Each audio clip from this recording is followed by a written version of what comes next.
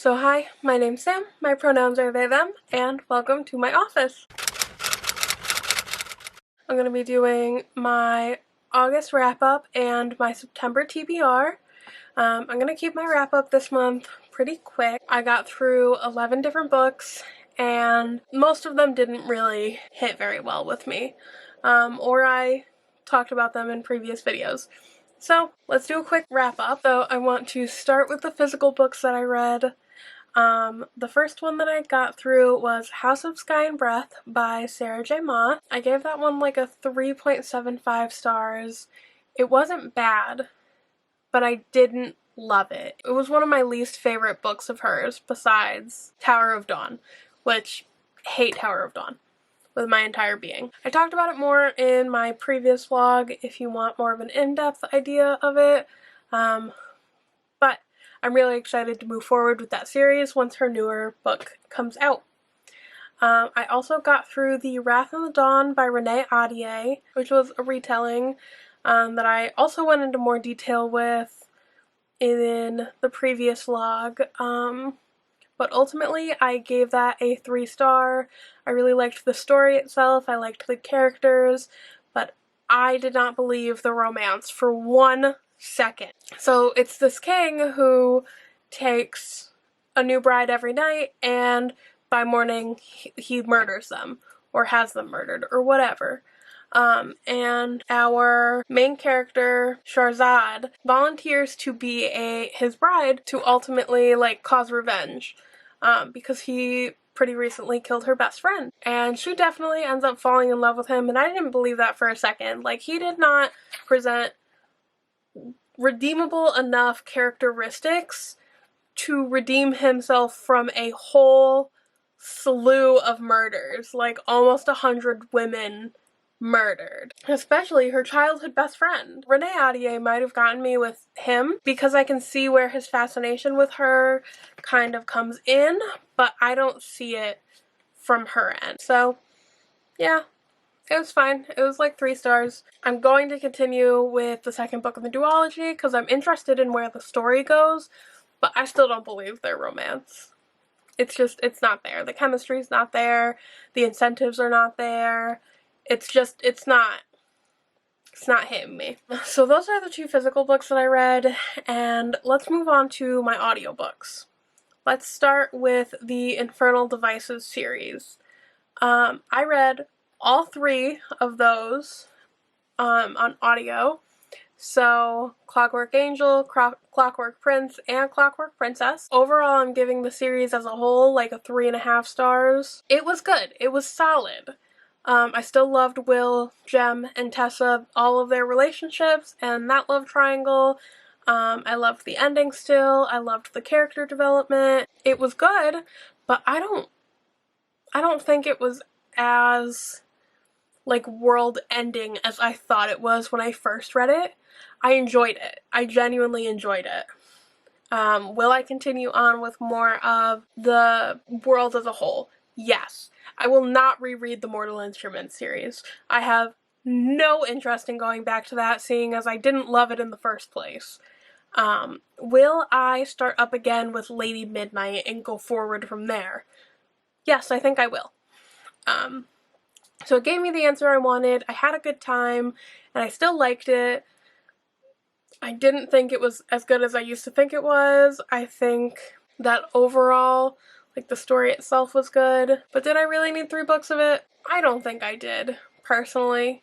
I don't think so. I also got through Local Woman Missing by Mary Kubica.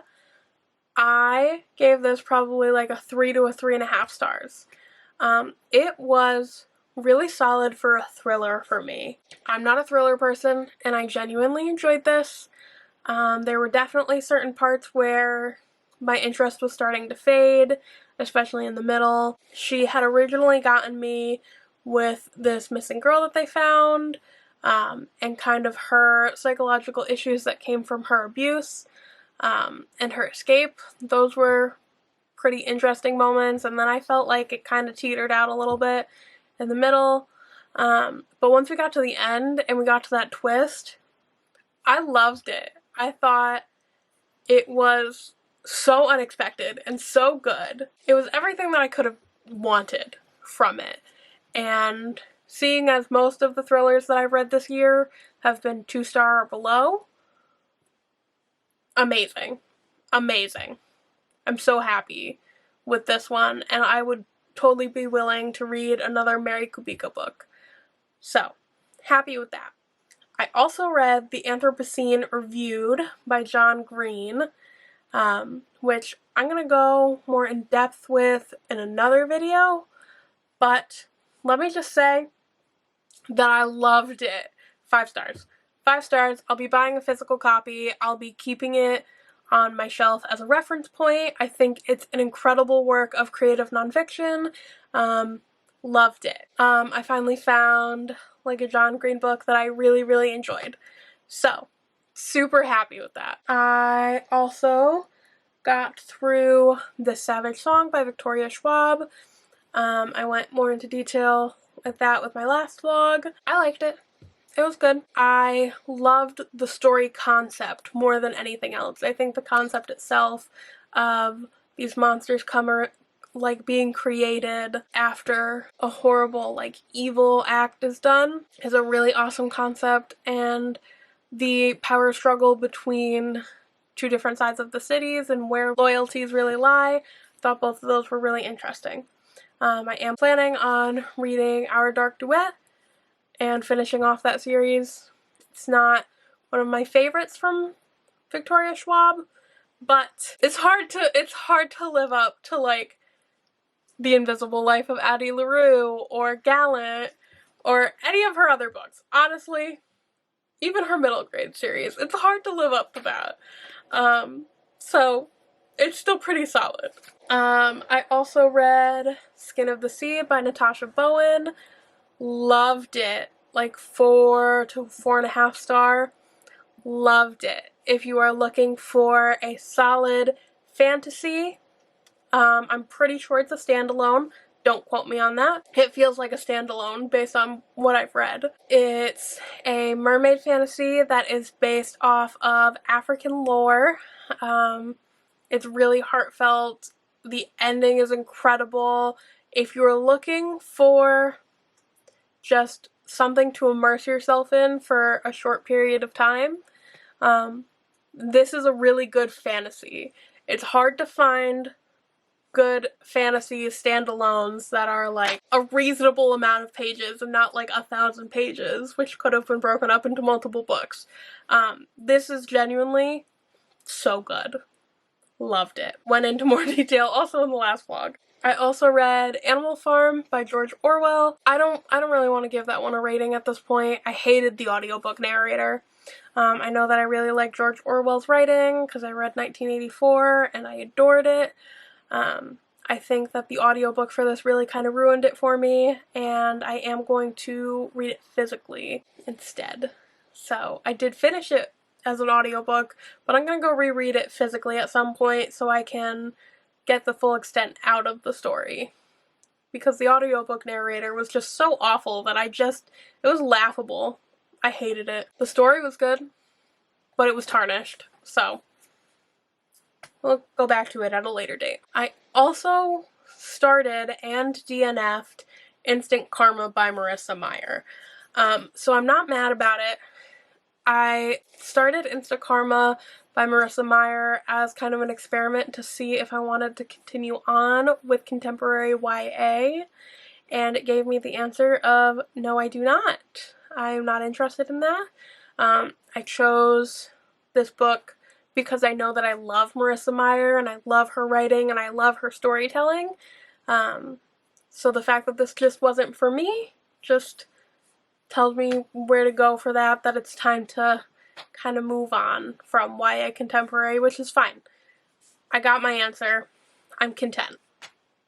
So, I also am going to include in this wrap-up a book that I technically finished today, but it was the worst book that I've ever read in my entire life, so I'm going to tag it on up into my August wrap-up instead of having to wait till next month and talking about it there.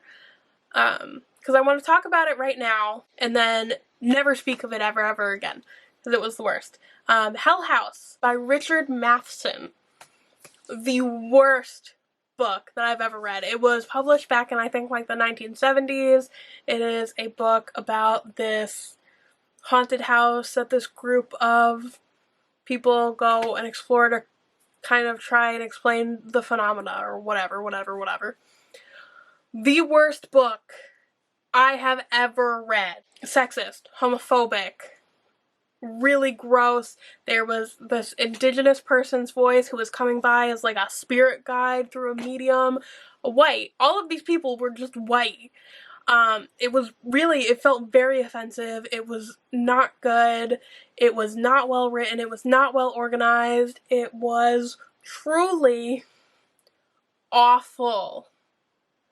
My library's selection of horror books on audio is terrible. Is truly atrocious. It is all just straight white man, like old school horror. Like, can I have some newer stuff? Can I have something besides Stephen King? Please! The answer is no. The answer is no, so I'm gonna have to start going out and purchasing my own horror. Because my library's selection is so atrocious. Which, you know what, is fine with me as long as I never have to read something like Hell House ever again. The worst. 0 stars. Negative stars. Less than negative star. I want this to be like negative 1,000 stars. Horrible. Okay, so now that that's over with, thank God, let's start off with my September TBR. So my September TBR, I'm only really going to put out a TBR for one audiobook that I'm already halfway through and my physical books, because I really want to try and focus on some physical reading this month. So let's start with The Rose and the Dagger by Renée Ahdieh, which is the second book to The Wrath and the Dawn. I have no idea where this is going to go. But I was interested enough with the ending of Wrath and the Dawn that I want to keep going to learn more about Shahrazad. I feel like it's going to be like this really weird love triangle-y thing, which I'm not looking forward to, but I'm looking forward to the story as a whole. Like, I want to know more about her and the world and less about these boys that she's involved with. I'm also kind of curious as to what's going on with her dad, because he's doing some weird stuff. So I'm excited for that. I've actually already started it, but I'm only like 30 pages in. I'm also going to read Lost in the Neverwoods by Aiden Thomas. The only thing that I know about this is a Peter Pan retelling. And I don't like Peter Pan, but I was obsessed with Cemetery Boys. So if anyone could get me to like a Peter Pan retelling, it would be Aiden Thomas at this point.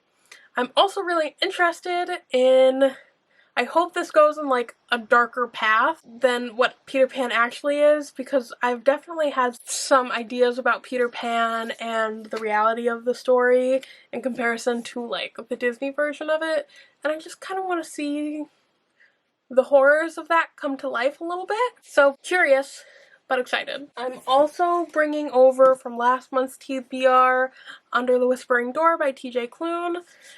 I'm hoping to do this as like a mid-month read, as kind of like a pick-me-up to re-energize me. I'm still really excited about it. I just didn't get to it. I got so wrapped up in House of Sky and Breath last month, and like I'd gotten to the point where I'm like, I'm not ready to finish this. So I just kind of stopped physically reading for a little while. So I need to refocus now that I'm not in my Sarah J. Maas bubble, which I always get trapped in. So I'm also planning on reading Delilah Green Doesn't Care by Ashley Herring Blake. So all I know about this is that it's a single mom, lesbian, I think small town love story. And you know what? I need some lesbians in my life besides my girlfriend and I. Honestly, I just need something. And I've heard good things about this. I'm not usually a single parent trope kind of person. but the cover's so pretty, and I've just heard such good things about it. So I'm just gonna go with it, and we're gonna hope for the best. I hope it works out for me. Okay, let's talk about my #1 most excited book to read for this month. Potentially my most anticipated book of the year. I fell in love with Hope by, I'm gonna pronounce it Linkali. I don't know how to pronounce this author's name, even though I follow this author on Instagram and interact with them constantly.